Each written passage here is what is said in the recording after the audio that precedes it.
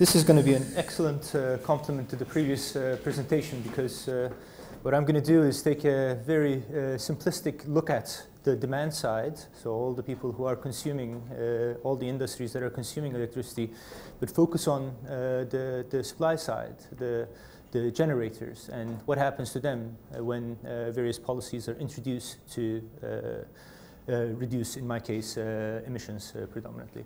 The title is Energy Policy and Power Sector in the Long Run, and it's joint work with Sam Fankhauser, also at the Grantham Research Institute. So just about a year ago, we started working on this project, and there was an article at The Economist right around that time.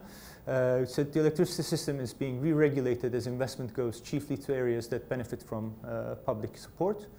And we wanted to unpack that a little bit. There were already a lot of work, like the one we've just seen, as well as others that focus on the effect on consumers, but there was very little work on the effect on the electricity generators. Now, I don't think I need to convince anybody here about how crucial the power sector is for the well-functioning of the economy and how important the decarbonization goals are. And given that we're going to rely more and more on the electricity sector as transport and other industrial fossil fuel users are electrified, this problem becomes even more important. Now, you can look at this through a variety of lenses. In the short run, you can have dispatch models which fix some inputs in technology. You can use, like we've just seen, computable general equilibrium modeling techniques, integrated assessment models with a longer-term focus where you can have inputs and technology variable and study the impact of various policies. What we're going to do in today's talk and in this paper is to have a very simple model with a long-run focus. And by long run, I use that to mean only technology will be fixed. An innovation that will be introduced is the fact that some generation technologies will feature site-specific production. So think of the hydro resources in Norway being developed. You develop the most productive ones first, and then you move down. Maybe you have more than enough to meet your domestic demand. In other countries, the situation might be different. So I will build that in. And we will primarily study the supply-side distributional impact of policies. And while doing that, we're going to keep track of fiscal implications. Overview of the results, in case I don't get to explain all of them in detail. This is the thing that you remember. Some of these are novel. Some of them are pretty standard results. Novel things are carbon pricing implies a more equitable distribution of costs and benefits of emissions reduction policies among the generating firms. Add to that the fact that carbon pricing is a cost-effective way of reducing emissions. That cost-effective part is not necessarily all that surprising. The supply-side distributional impact and ultimate welfare cost of technology-specific subsidies, say subsidies to encourage wind generation, vary substantially depending on how they're financed. We'll see a bit more detail on that. And like the previous paper, it's a pretty bad idea to use power consumption taxes to reduce emissions or to finance subsidies that are encouraging low carbon generation. So they're very costly for the society.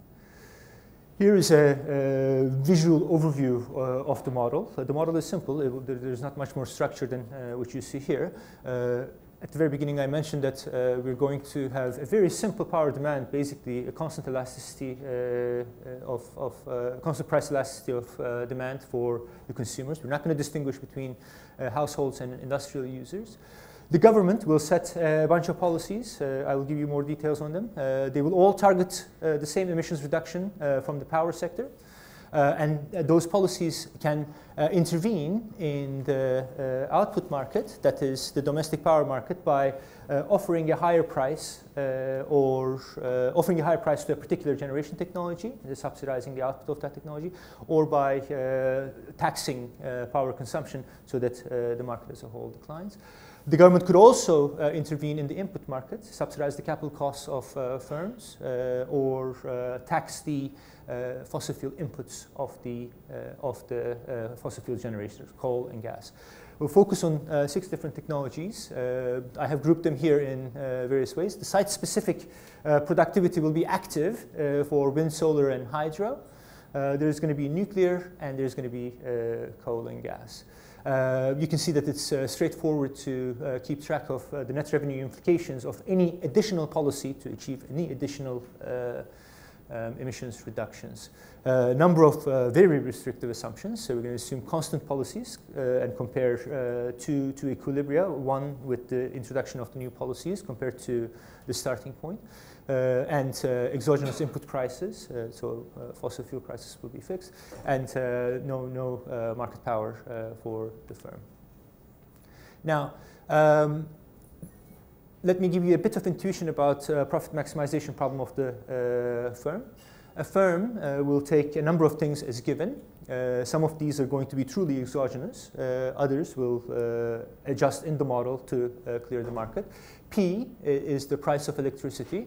PK is the input cost of capital goods. PE is the fossil fuel input price, and psi is the site development cost. I will talk about those prices and costs that the firm faces versus the ones that are in the world market. So, for example, taking the price of capital as an example, if the firm faces the world price, the price of capital good is given by PK tilde. The government can subsidize this, in which case tau would be negative, and the firm will then be facing a price that is less than the price of capital, and then it will be at a relative advantage to other producers and will therefore gain market share.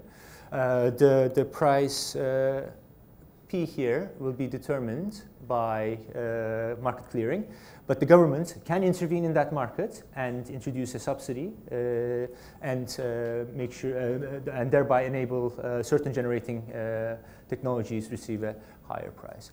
The government can also intervene and adjust the cost of developing given sites and the cost of fossil fuel input. This is where the carbon price is going to come in.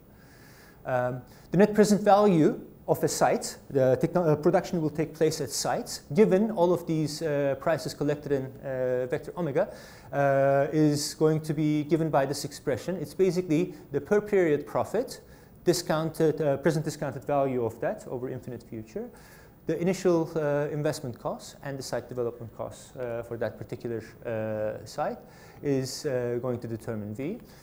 Under certain assumptions, not all that restrictive, and denoting optimal capital and energy input choices at a given site by K star and E star, we can find the marginal site that is going to be profitable from the firm's perspective to develop, and that is found by solving this equation. Now, all of these will be, can in principle be technology specific, and it will be in some of the examples that I will work through. So there will be a marginal site for wind, marginal site for hydro, and we will characterize them in the equilibrium of the model.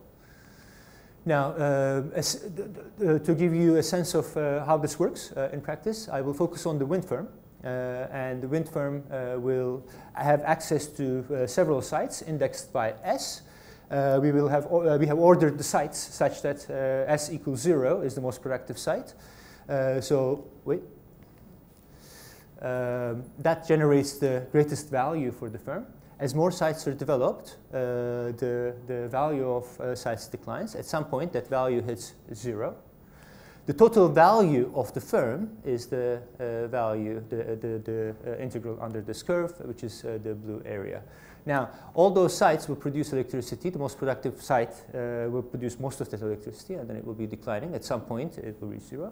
Developing sites more is going to allow the firm to produce electricity, but it will not be profitable, given all those things that were captured in that vector omega.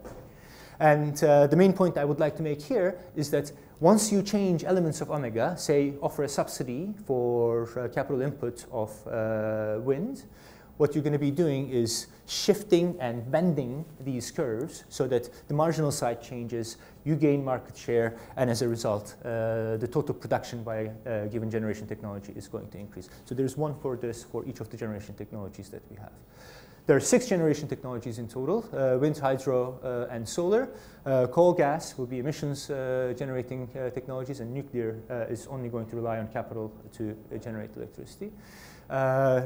A number of heroic assumptions. I'm going to assume that productivity declines linearly, but I'm going to calibrate the parameters of that linear function. There's Cobb-Douglas production functions for each site production, and constant price elasticity of demand I already mentioned. The quantitative model is like Spain. I'm not courageous enough to say it's calibrated to Spain because I'm assuming constant policies and prices, and we've observed a lot of reversals in the case of Spain. But the physical aspects of the model are like Spain. The reason, by the way, why I focused on Spain is that first, it's got a relatively balanced power sector in terms of the generation mix. There's no dominant technology like coal in Poland or nuclear in France. And at the same time, the site-specific technologies are able to expand still, unlike the case, for example, in Germany, where almost all available hydro production, potential has been exploited. Okay. So the policies that I will focus on today are going to be the carbon price. That's going to affect the cost of input for the coal and gas firm. A coal tax, there's going to be very little on that, but it's in my graph, so I wanted to highlight it here. An electricity tax, that is, make the price that the consumer receives higher than the price that the consumer pays. That is going to be one of the policies, very similar to how subsidies are financed in Europe in many countries. And finally, I will look at the case of a capital input subsidy to wind, alternatively financed by general taxation, electricity tax, or a carbon price, the proceeds from a carbon price. This you can think about auctioning the permits if there's a permit system, or a straightforward carbon tax revenues. The thing that constrains all of these policies is that they will all be, their stringency will be set so as to achieve a fixed level of emissions reduction. And in this case, it's 25%, but it's an arbitrary number. Okay? So here are some results. These are the total welfare costs of the policy packages that I've just explained. What you're seeing here is the welfare cost, because we're not accounting for any of the benefits that may be due to emissions reduction. So no climate change benefits, no local pollution effects, none of them are there. So our goal is to achieve the 25% reduction in emissions from using the least costly policy. So it's not surprising that carbon price is the most cost-effective policy, because we're trying to reduce emissions, and we can do that by directly targeting the carbon price. Least costly, the most costly is the electricity tax. By the way, the welfare measure here includes 3 things, as in partial equilibrium analyses. What's the effect on consumers, the consumer surplus? What's the effect on producers, the profits of the producers? And what's the effect on the government's fiscal balance, the net value of the outlays and revenues? The interesting bit is policies 4A to 4C. What we see here is that if you are going to use a combination of policies, that is a wind subsidy financed by general taxation or wind subsidy financed by electricity tax, you'll be able to achieve the 25% reduction but that will be much more costly, these large circles, compared to wind subsidy paid for by the proceeds of a carbon price, the policy 4C. Now, mind you, that is still about 60% larger than the carbon price alone, something that we will come back to later. Now, I promised at the beginning that we would look at distributional impact on the producers. So here is what we have.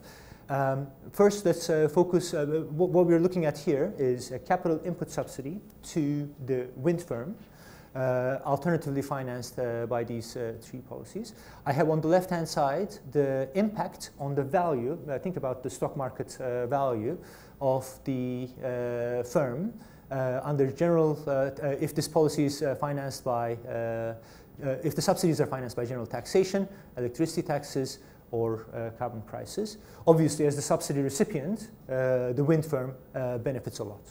That's why it's actually sitting on a graph of its own, because all the other magnitudes are smaller as they're shared between all the other generators in the system.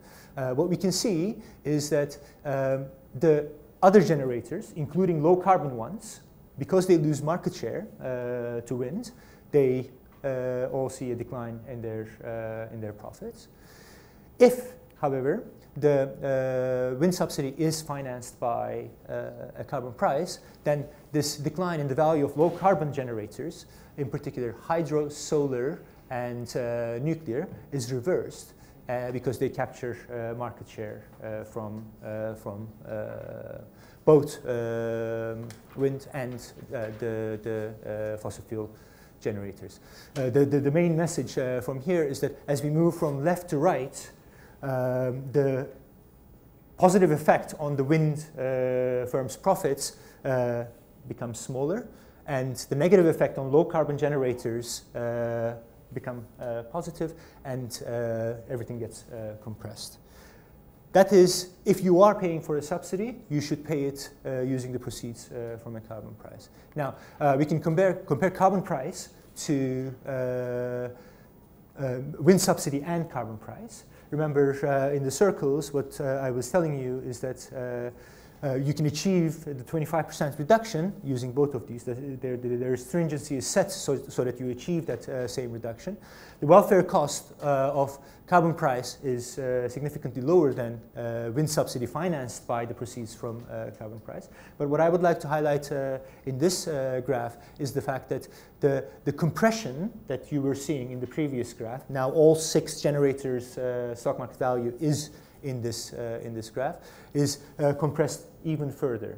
And that's what I mean by the more favorable distributional aspect on the supply side of carbon price. Now, there are several important limitations, and I think I will have to refer back to this slide and say, I told you so when you asked me the difficult questions, but for now I will skip them and, if necessary, come back to them. The contributions of the paper is a simple, transparent, partial equilibrium model of the power sector with site-specific production that allows us to look at the impact of policies for the generators. Conclusions are carbon price is, in addition to being cost effective, which we knew all along, it's got some favorable equity properties. If you're going to have some subsidies, for example, to correct for innovation externalities, then you better pay them using the proceeds from a carbon price. And really stay away from power consumption taxes as much as possible. Now, I know that this paper gives a lot of weight on carbon pricing, so I thought I'd conclude with some suggestive evidence that carbon pricing actually works very well. And here it is. This is electricity generated in the UK from the various sources. This is when EU ETS came into existence, coal and gas. This is where phase 2 started. This is where phase 3 started. But in addition, the UK introduced the carbon price floor. And look at what happens to generation from coal. By the way, this is going to continues into 2017. So obviously there are a lot of other things going on, but there is at least some evidence that carbon pricing works very well. Thank you, and I look forward to your comments.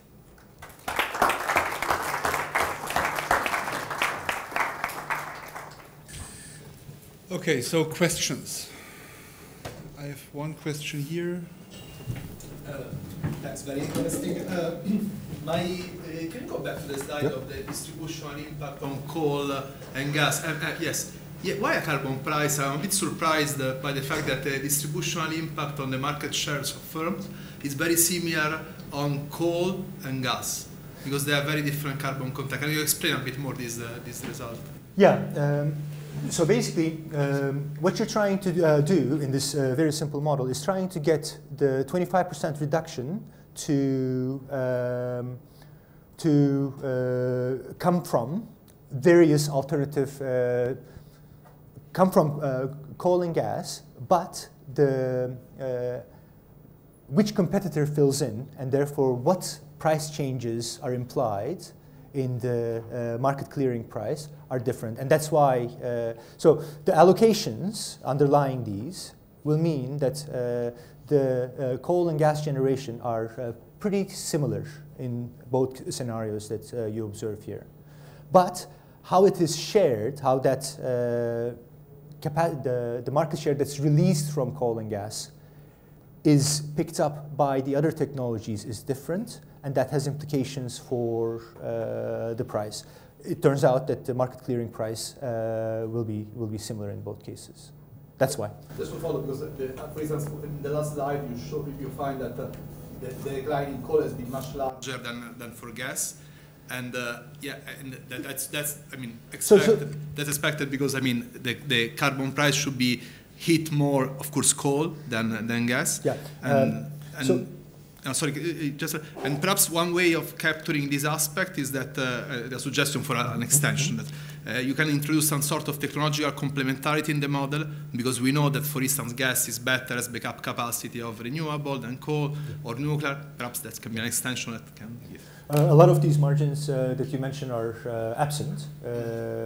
It's about how well you can expand your production and how your costs change as you expand your production. That's what's given. By the way, these are not the generation levels. It's what happens to the profits of the two firms in the present value sense. And those differences are not that big in the, like compared to the change you observe, for example, in the value of the wind firm. The difference for coal and gas are very small. Okay, so I have here Mario. Yeah, on this slide and the slide before, you argue as a main reason for the difference in results of the carbon price versus wind subsidy, etc., market shares of the different technologies, and depend these wouldn't these market shares heavily depend on the assumptions on the level of the wind subsidy, for example, and therefore on the assumption of the model and what was the assumption, and isn't also dependent whether you give the type of subsidy in a competitive manner, like for example in an auction-based format or not, and if you give it in an auction-based format, there are several auctions where you also have technology-neutral auctions where all low-carbon technologies would be under the same competition, and wouldn't that completely change your results? Yeah. So here, thank you. That's a very good point. Here we have focused on wind subsidies because we wanted to emphasize it is very costly to subsidize one technology rather than picking a technology that is the winner. You could subsidize equally, or you could design an auction whereby all technologies can bid.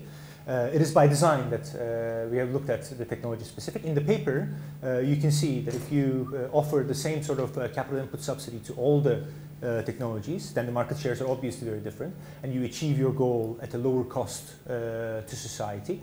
Still, at a higher cost than you would have had if you were relying on carbon price alone. Now, the way I have tied my hands in focusing these technologies, how you set the level of the subsidy was your question. It's endogenous in the sense that whatever subsidy level achieves the 25% reduction in emissions. So in all of these policies considered, the policy instrument is set at the level that delivers the 25% reduction in emissions. So that in the wind subsidy case, only wind achieves the 25% reduction. This power sector as a whole receives, reduces its emissions by 25%, but only wind receives the subsidy. Yeah. But in the paper, there's a discussion of all technologies receiving subsidy. You could also subsidize the site development costs, etc. These are discussed in the paper. Thank you. I think you said that you have been computing also the impacts on consumers and government. Can you give us briefly the impact, particularly on government, of the different policies? Yeah. So for the carbon price, policy number one, what we have is clearly some revenue generated, but that revenue is not very large. For the coal tax, the revenue is smaller, but this policy is more distortioning because it doesn't rely on, it in fact increases the emissions from gas. For the electricity tax, it generates massive revenues for the government, but also massive losses in terms of consumer surplus. And when you net those out in the welfare sense, it doesn't quite cover the loss in consumer surplus, the revenues that you get for the government. For the remaining three, the general taxation is just a lump sum tax so it's equivalent to consumer surplus. The other two are basically self-subsidizing, so it doesn't have any effect on the governments, but it will have effect on the consumers. I will leave it at that. There are more details about how these components adjust for each of these policies in the paper. Okay, so thanks for the questions on this paper. Are there any other questions to the whole panel you want to pose now? We still have some time for discussion.